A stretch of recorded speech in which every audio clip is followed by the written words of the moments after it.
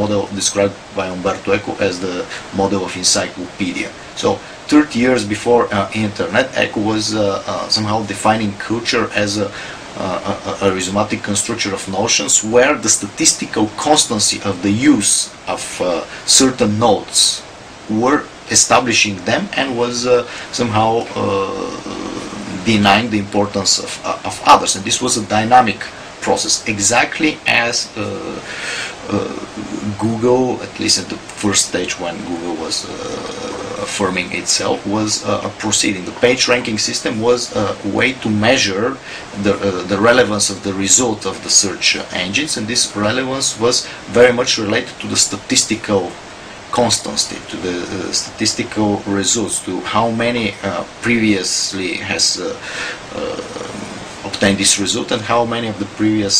who has obtained this result were satisfied, and of course how many links bring to this page. So Google was very much about finding out which nodes in this rhizoma were relevant and which were less, and through Google the support of the information we needed was much more alike, much more close to the structure. So this explains why internet became so easily part of our minds, part of our competence, kind of external support of our encyclopedic competence. Okay, what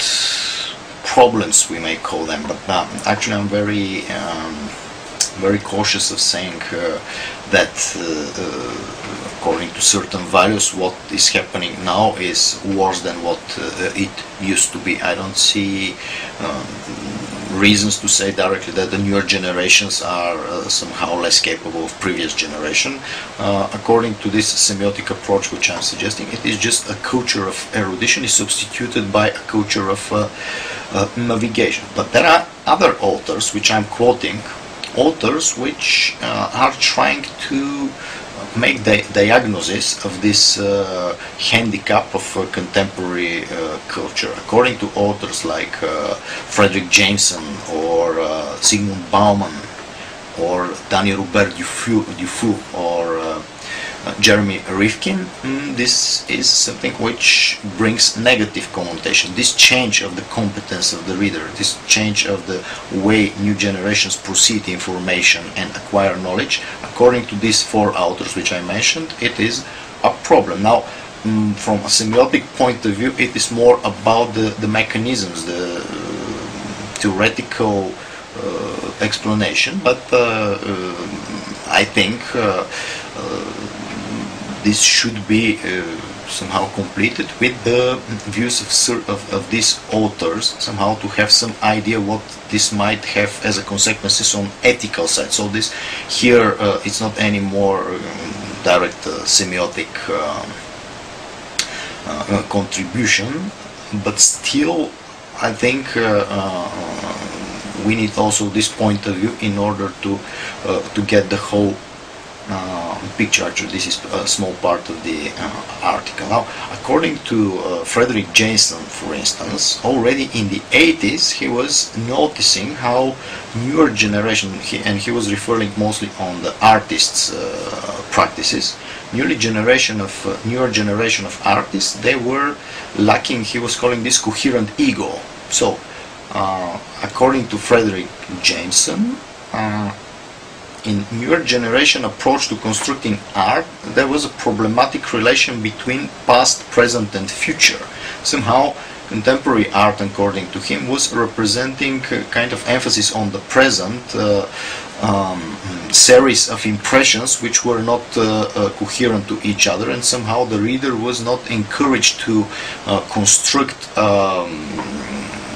to say, interpreting this new pieces of art. The reader was not supposed to follow in a coherent way and using his competence in order to construct a narrative which was based on past and present and future, but on the contrary, these new practices were encouraging kind of momentary, and he was calling even schizophrenic, so when you miss the relation between past and future and emphasize the effort, the expressive effort in the present, somehow those are different personalities which find expression in various moments, and these moments are not related to them. So according to Frederick Jameson, and to me it's very easy to relate his diagnosis of the artist from the 80s and the new culture of navigation. The new culture which provides you the concrete information at hand, and you don't need to search for this and somehow navigate for this culture in your own mind, but you get it from the external support of your mind, and it is available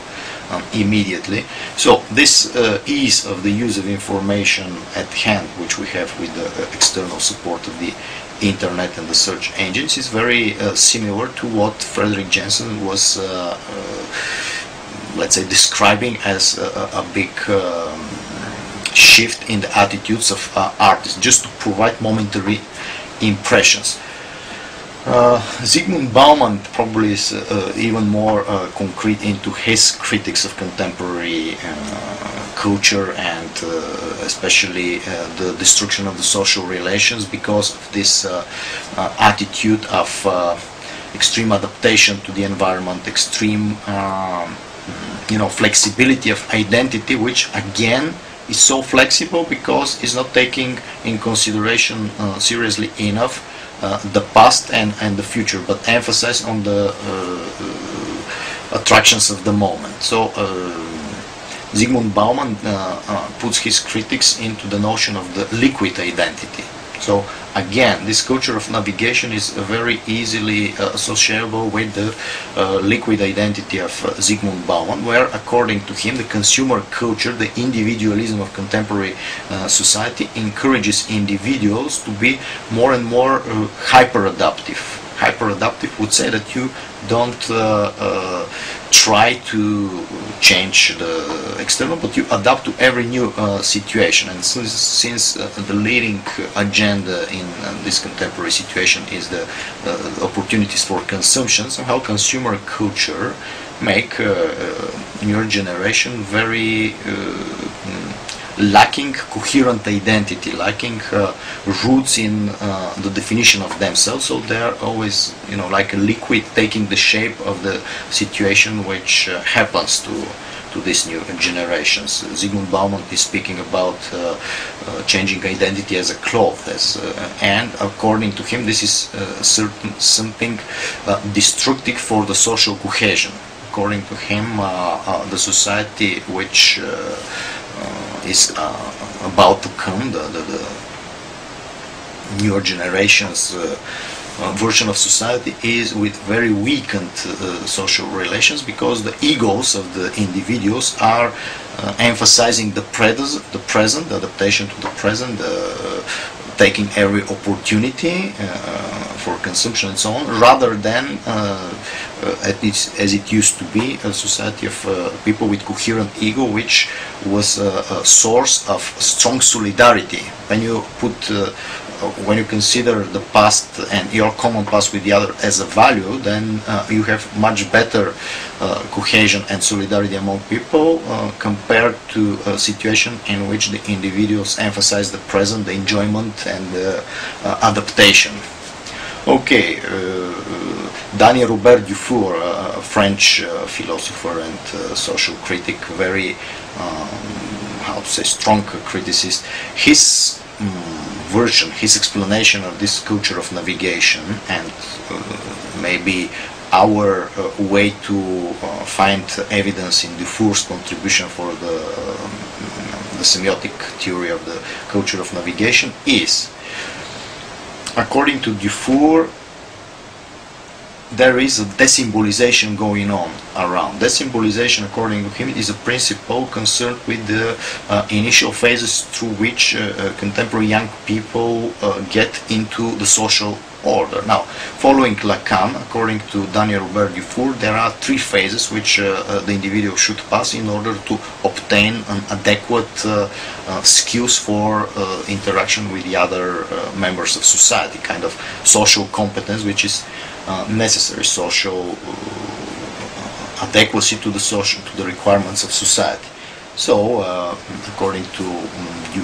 Daniel Robert Dufour, contemporary present generations, they stop their acquisition of